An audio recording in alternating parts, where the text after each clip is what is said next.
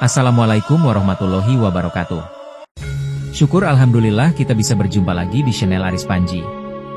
Sholawat serta salam selalu terhadap junjungan kita Nabi besar Muhammad sallallahu alaihi wasallam. Allahumma sholli ala Sayyidina Muhammad wa ala ali Sayyidina Muhammad. Harapan dan doa saya semoga saudaraku semuanya selalu diberikan kesehatan dan dilapangkan rezekinya dan diampuni dosa-dosanya. Allahumma amin ya robbal alamin. Sahabat beriman yang dirahmati Allah subhanahu wa ta'ala. Pada hari ini kita akan membahas tentang kisah Nabi Syits dan kisah Nabi Idris alaihi salam. Tentunya kita mulai kisah ini dari kisah dua putra Adam alaihi salam, Qabil dan juga Habil, yang mana Allah subhanahu wa ta'ala berfirman Muhammad kepada mereka tentang kisah putra Adam alaihi salam isyarat kepada Qabil dan juga Habil. Ketika keduanya melakukan kurban, melakukan pendekatan diri kepada Allah subhanahu wa ta'ala, maka Allah menerima salah satunya dan menolak yang lainnya. Maka yang ditolak kurbannya mengatakan, "Saya akan bunuh kamu." Maka orang yang diterima kurbannya mengatakan, "Sesungguhnya Allah subhanahu wa ta'ala hanya menerima kurbannya dari hamba-hamba Allah yang bertakwa. Jika engkau ingin membunuhku silahkan, tapi saya tidak mungkin membunuhmu karena saya takut kepada Allah subhanahu wa ta'ala. Saya hanya hendak menggabungkan dosaku kepada dosamu, biar engkau menjadi penghuni neraka jahim." Teman-teman yang Aris Panji yang dirahmati Allah subhanahu wa ta'ala, ketika Adam alaihi salam disyariatkan Allah subhanahu wa ta'ala untuk memperbanyak keturunannya dengan cara menikahkan masing-masing pasangan dengan kembarannya, karena ketika itu, Adam alaihi salam dikaruniakan oleh Allah subhanahu wa ta'ala 40 anak. Anak laki-laki dan perempuan, di mana setiap Hawa melahirkan maka selalu kembar. Laki-laki dan perempuan, ada yang mengatakan bahwa anak pertama adalah Qabil, ada juga mengatakan Habil. Ketika Adam alaihi salam baru memiliki dua keturunan, yakni Habil dan Qabil. Dan keduanya kemudian diperintahkan oleh Adam atas perintah Allah untuk menikah silang, maka akhirnya Qabil pun membantah dan menolak. Alasannya karena kembarannya jauh lebih cantik dibandingkan dengan kembaran Habil. Maka ketika itu, syaitan yang memang sejak dulu ingin menyesatkan anak Adam karena dendam kesumatnya iblis terhadap Adam alaihi salam.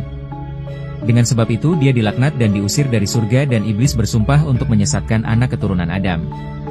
Di sini dia ada peluang, ketika para iblis tidak sanggup mencelakakan Adam di bumi. Karena Adam sudah menyesali dosanya akibat perbuatannya di surga. Maka iblis pun kemudian putus asa untuk menggoda Adam dan juga Hawa. Akhirnya diliriknya putra-putra Adam alaihi salam.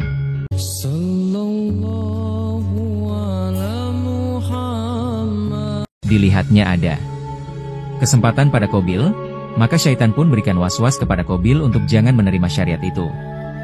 Dengan alasan kau akan mendapatkan yang buruk rupa dan meninggalkan yang cantik rupawan. Dari situ akhirnya Qabil menolak, kemudian Adam alaihi salam memberikan syarat untuk keduanya berkorban. Siapa yang diterima korbannya maka dia berhak mengambil pasangannya, maka berkorbanlah keduanya, yang satu dengan seekor kambing yang sangat sehat besar dan indah, yang satu dengan buah-buahan. Tapi Allah subhanahu wa ta'ala menerima yang korbannya dari binatang ternak, yakni korbannya Habil, karena keikhlasan dan ketakwaan kepada Allah subhanahu wa ta'ala. Dan Allah tolak korbannya Qabil karena Qabil korban didasari dengan hasad. Akhirnya kemudian setelah Allah subhanahu wa ta'ala menerima korbannya Habil, harusnya Habil itu berhak untuk mendapatkan kembaran Qabil yang cantik. Tapi karena Qabil sudah hasad, kemudian juga sudah diberikan was-was dari iblis yang berakhir dengan pembunuhan Qabil terhadap Habil. Dan inilah pembunuhan pertama sepanjang umat manusia, Qabil membunuh Habil. Akhirnya kemudian setelah itu Qabil pun mengambil kembarannya kemudian berpisah dari kelompok Nabi Adam alaihi salam yang berada di pegunungan. Dia pun memilih untuk tinggal di lembah. Nah, setelah kemudian waktu pun berjalan, kemudian Qabil dan pasangannya pun memiliki keturunan yang banyak. Maka Nabi Adam alaihi salam sangat menyesal, sangat bersedih hati dengan kematian putranya Habil yang ketika itu memang mewarisi akhlak dan juga agama Nabi Adam alaihi salam. Maka Nabi Adam alaihi salam berdoa, dari sinilah Allah subhanahu wa ta'ala menganugerahkan kepada Adam alaihi salam seorang nabi yang kita kenal dengan Nabiullah Syits. Dalam bahasa Arab Ibrahimiyah, Syits itu artinya hibatullah. Hibatullah, pemberian Allah subhanahu wa ta'ala sebagai ganti kematian Habil. Ada yang mengatakan bahwa Syits anak ketiga Adam alaihi salam dan juga kembarannya. Teman-teman yang dirahmati Allah subhanahu wa ta'ala, Nabiullah Syits alaihi salam dididik oleh Adam betul-betul dengan didikan agama, diarahkan dengan arahan-arahan baik. Diajarkan akhlak-akhlak mulia karena Adam alaihi salam sudah melihat bagaimana salah satu putranya Qabil yang membelot dari ajarannya. Tapi ingat teman-teman, sekali lagi zaman itu belum ada penyimpangan akidah. Baru sebatas penyimpangan terhadap akhlak. Dan juga terjadi pembunuhan. Tapi mereka semua masih mentauhidkan Allah subhanahu wa ta'ala. Syits alaihi salam dialah yang kemudian membimbing kaumnya Adam alaihi salam. Syits menggantikan posisi ayahnya Adam untuk membimbing umat ini ketika kerusakan yang luar biasa terjadi pada kabilahnya Qabil yang berada di lembah. Karena juga tidak ada seorang nabi yang diutus kepada mereka menolak ajaran ayahnya Adam alaihi salam. Maka anak dan keturunan kaumnya Qabil pun menjadi rusak. Bahkan di antara kemungkaran yang disebutkan oleh Abdullah bin Abbas. Ketika mentafsirkan ayat, Abdullah bin Abbas radhiyallahu anhu mentafsirkan bahwa salah satu tafsirnya mengatakan bahwa ayat ini isyar kepada dua kaum di zaman Nabi Adam alaihi salam. Pertama kaum Adam yang berada di perbukitan dan yang kedua kaumnya Qabil yang berada di lembah. Nah, kaumnya Qabil yang berada di lembah ini rusak karena tidak ada yang menasehati mereka. Apalagi memang Qabil sendiri akhlaknya tidak baik, maka mulailah mereka tabaruj, mereka suka bersolek. Yang perempuan kehidupan mereka rusak dan inilah awal tabaruj dalam umat manusia. Kaumnya Qabil mereka suka telanjang, mereka suka menampakkan aurat.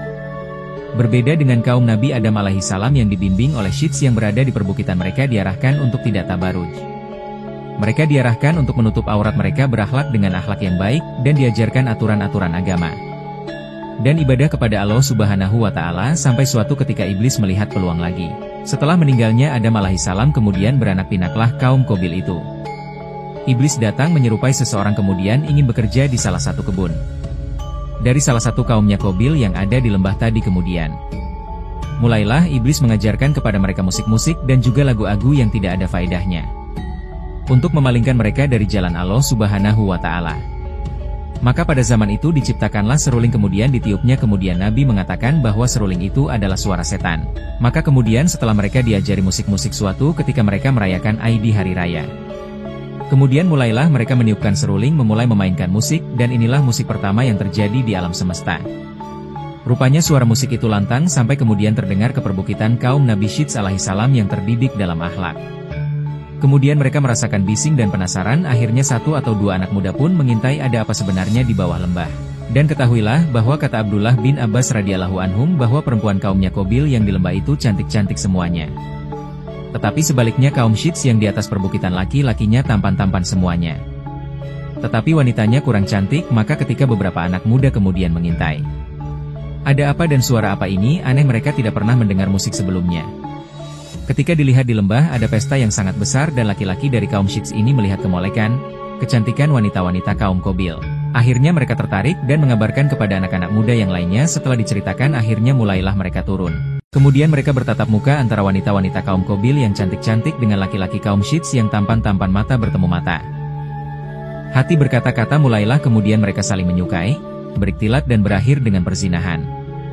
Dan inilah perzinahan pertama yang terjadi di alam semesta. Jadi teman-teman, banyak kemungkaran terjadi di situ.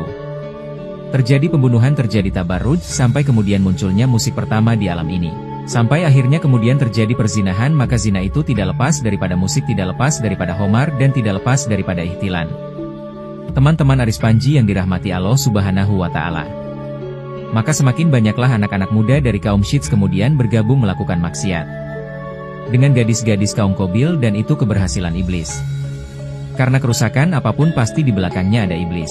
Makanya Allah subhanahu wa ta'ala berfirman di dalam Al-Quran, janganlah kalian mengikuti langkah-langkah syaitan, karena syaitan itu dalam menggoda terkadang tidak langsung membuat langkah-langkah mulai dari yang kecil dan berakhir dengan yang besar. Syits alaihi salam diutus oleh Allah subhanahu wa ta'ala untuk menjadi nabi pertama setelah Adam alaihi salam. Syits ini berusaha untuk mendakwahi kaumnya. Allah subhanahu wa ta'ala utus Syits kepada kaum pertama yang bermaksiat di bumi. Maka dalam sebuah hadis Nabi mengatakan munzila ala Syits komsuna sofihatan. Diturunkan kepada Nabiullah Syits 50 sohifah lembaran yang isinya ajaran-ajaran kebaikan. Yang isinya ada ajaran-ajaran akhlak dan cara beribadah kepada Allah subhanahu wa ta'ala. Makanya sebelum Nabi Adam meninggal dunia, Nabi Adam alaihi salam mengajarkan Nabiullah Syits tentang amalan-amalan kebaikan yang dilakukan di siang hari dan amalan-amalan kebaikan yang dilakukan di malam hari. Sampailah akhirnya turun kepada Syits 50 sohifah. Lah ketika banyak anak-anak muda kaumnya kemudian turun dan bergabung dengan kerusakan yang ada di kaum Qabil. Maka Syits berusaha untuk mendakwahi mereka untuk kembali ke jalan Allah subhanahu wa ta'ala. Tidak henti-hentinya Syits alaihi salam berusaha untuk mengembalikan kaumnya. Dan mengharamkan untuk ikhtilat dengan kaumnya Qabil, dan itu terus dilakukan. Sampai kepada Syits meninggal dunia, sehingga teman-teman Al-Imam Ibn Katsir dalam kitabnya Al-Bidayah wa Nihayah beliau mengatakan ketika Nabiullah Adam alaihi salam meninggal dunia. Maka Adam kemudian memerintahkan keturunannya Syits alaihi salam untuk menggantikan beliau menjadi nabi. Maka ketika Allah Subhanahu wa Ta'ala mentakdirkan Qabil membunuh saudaranya Habil, kemudian sebagai pengganti Habil adalah Nabi Syits alaihi salam, tapi setelah kemudian Syits meninggal dunia, maka Kainan pun kemudian wasiatkan kepada putra yang bernama Mahlail, yang konon kata Imam Ibnu Katsir, karena Mahlail ini orang-orang Persia menganggap dia adalah raja yang sebanyak kaumnya, maka dia ingin diperpanjang usianya, supaya makin banyak lagi kebaikan yang akan diangkat di hadapan Allah Subhanahu wa Ta'ala. Nah, ada juga kisah tentang kematian Idris alaihi salam. Ketika Allah Subhanahu wa Ta'ala berfirman, kami angkat Idris ke tempat yang tinggi. Maka ada kisah Israelian bahwa ketika Idris alaihi salam, sebagaimana dikatakan oleh Ka'ab al-Ahbar, ketika Allah Subhanahu wa Ta'ala mewahyukan kepadanya bahwa dia akan mengangkat setiap hari pahala seluruh amalan Bani Adam, kemudian Idris pun berdoa kepada Allah Subhanahu wa Ta'ala untuk ditangguhkan usianya agar jangan cepat diwafatkan. Di sini berjumpalah Idris dengan malaikat Jibril. Kemudian Idris meminta kepada Jibril untuk dipertemukan dengan Malakul Maut, maksudnya agar Idris bernego dengan Malakul Maut. Jangan dulu dicabut nyawanya dan agar ditangguhkan usianya. Maka kemudian Idris pun diangkat oleh Jibril ke langit. Kemudian sesampainya di langit yang keempat, tiba-tiba Malakul Maut sudah menunggu di sana. Jibril pun heran. Maka Jibril pun bertanya, kenapa engkau sudah di sini? Maka Malakul Maut mengatakan bahwa Allah Subhanahu wa Ta'ala memerintahkan aku untuk mencabut nyawa seseorang manusia di langit ini. Aku pun heran, mana ada manusia di sini, rupanya di situ ada Idris yang dibawa oleh Jibril. Idris ingin meminta tangguhan usia. Sementara Malakul Maut diperintahkan Allah Subhanahu wa Ta'ala untuk mencabut nyawa Idris. Itulah kematian. Apabila datang kematian, maka tidak ada yang mampu mencegahnya, walaupun kita berusaha untuk membentengi diri kita, rumah kita tetap saja. Dimanapun kamu berada, kematian itu pasti akan menjemput dirimu. Walaupun kau bentengi rumahmu, dirimu dengan apapun, tetap saja kematian itu akan menjemput siapapun. Kalau sudah datang takdirnya, tidak mungkin mundur, tidak mungkin maju. Kullu nafsin za'iqatul maut, setiap jiwa pasti akan merasakan kematian. Ada mengatakan seperti itu bahwa Idris meninggal di langit keempat. Dan itu makna ayat warofanahu makanan aliyah, dan kami angkat Idris ke tempat yang tinggi. Tapi ini adalah kisah Israelia. Tapi ada juga dia mengatakan bahwa Idris meninggal di langit, melainkan Idris meninggal di bumi. Karena semua manusia meninggal di bumi, sebagaimana Adam alaihi salam diturunkan dari surga, dia meninggal di bumi. Adapun Nabi Isa alaihi salam diangkat ke langit, dia akan diturunkan kembali di akhir zaman dan akan meninggal di bumi. Jadi semua manusia akan meninggal di bumi.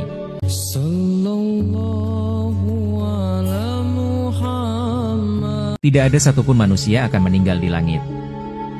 Tapi ini masalah khilaf para ulama. Yang jelas bahwa kisah Nabi Syits dan kisah Nabi Idris, kedua nabi ini berusaha untuk memperbaiki kaumnya, memperbaiki bagaimana umatnya kembali ke jalan Allah Subhanahu wa Ta'ala. Namun perlu dicatat bahwa di zaman itu belum ada penyimpangan akidah, sama sekali belum ada. Jadi penyimpangan mereka itu hanya melakukan dosa besar pembunuhan, kemudian perzinahan, kemudian munculnya alat-alat musik, kemudian juga menampakkan aurat, ikhtilat dan yang semacamnya. Tapi mereka semua masih mentauhidkan Allah Subhanahu wa Ta'ala, baik kaumnya Qabil ataupun kaumnya Syits. Sampai pada waktunya ketika Idris alaihi salam meninggal dunia, dan Idris ajarannya masih dipegang oleh anak turunannya. Sampai kepada ada satu keluarga yang disebut dengan keluarga Wud, atau Quran menyebutnya Wad. Memiliki beberapa anak, ada Yahus, ada Yayuk, ada Nasot yang disebutkan di dalam surah Nuh. Jadi keluarga Wud ini adalah umatnya Idris alaihi salam yang paling soleh yang tersisa kala itu. Mereka baik, dermawan, cerdas, soleh, dicintai umatnya, sampai akhirnya kemudian Wud meninggal dunia. Kemudian digantikan oleh Yahus, digantikan oleh Yayuk, digantikan oleh Nasot. Akhirnya semua anak-anaknya juga meninggal dunia. Sehingga hilanglah kudwah, hilanglah percontohan yang baik. Di sini mulailah akhirnya syaitan datang kembali membisikkan kepada generasi pertama yang merupakan murid-muridnya keluarga Wud. Dan syaitan menjelma mengatakan, kenapa kalian tidak membuat patung? Ambil batu, kemudian pahat buat semacam berhala. Gambarlah mereka supaya kalau kalian melihat gambar ini kalian diingatkan dengan kebaikannya. Oh benar, kata mereka. Maka mulailah generasi pertama mereka membuat patung, dan inilah pembuatan patung pertama. Tapi kala itu belum disembah, kalau mereka lagi futur, mereka lihat patungnya orang-orang soleh. Semangat lagi mereka beribadah, kemudian wafat generasi pertama. Kemudian datang generasi kedua, kata syaitan yang menjelma. Kenapa kalian tidak memproduksi banyak-banyak letakkan di rumah-rumah kalian? Supaya tidak ada satupun rumah kecuali ada patungnya. Orang soleh buatlah patung yang sedang sujud, yang sedang ruku, yang sedang bersedekah. Supaya kalian terangsang untuk melakukan ibadah. Oh baik, kata mereka, ide bagus, dikerjakan sama generasi kedua. Dan meninggallah generasi kedua, sampai datang generasi ketiga, keempat yang tidak mengetahui kenapa generasi pertama buat patung. Akhirnya kemudian datang lagi syaitan menjelma. Akhirnya kemudian syaitan pun mendatangi mereka dan mengatakan, aku hidup di zaman bapak dan kakek-kakek kalian. Sesungguhnya mereka membuat patung ini agar kalian menyembahnya. Yang belum punya anak, minta sama patung ini. Yang belum menikah, belum dapat jodoh, minta sama patung ini. Yang mau minta rezeki, minta sama patung ini. Maka teman-teman, terjadilah kesirikan pertama. Setelah Nabi Idris alaihi salam itu pun setelah 1000 tahun dari zaman Nabi Adam alaihi salam. Sampai akhirnya diutus kepada mereka seorang nabi yang merupakan rasul pertama di dunia, yakni Nabi Nuh alaihi salam. Jadi terjadinya kesirikan itu setelah 1000 tahun. Setelah Nabi Idris alaihi salam meninggal dunia. Kemudian muncul murid-muridnya. Murid-muridnya memiliki murid-muridnya lagi. Sampai akhirnya kepada keluarga Wud. Nah, inilah orang soleh terakhir yang meninggal.